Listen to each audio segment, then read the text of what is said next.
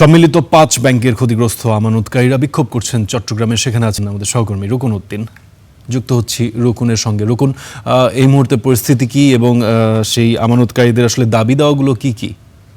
রুকন, আসলে ৫ ব্যাংকের একীভূত হওয়া ৫ ব্যাংকের আমানতকারীদের কিন্তু বিক্ষোভ চলছে এখানে।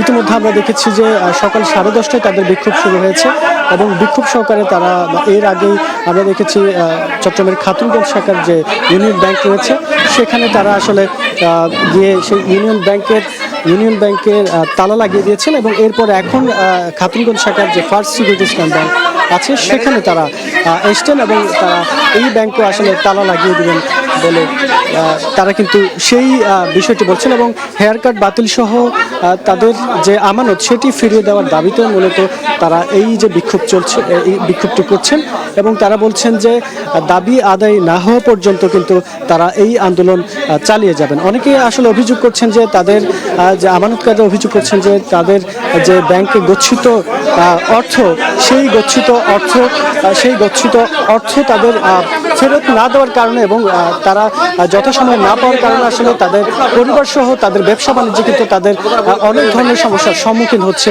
এবং তাদের অনেকের সংসার চালাতেও হিমশিম খাচ্ছেন সেই বিষয়টি কিন্তু তারা বলছেন। ফারদিন, রুকন, ধন্যবাদ আপনাকে আমাদের সঙ্গে যুক্ত হওয়ার জন্য।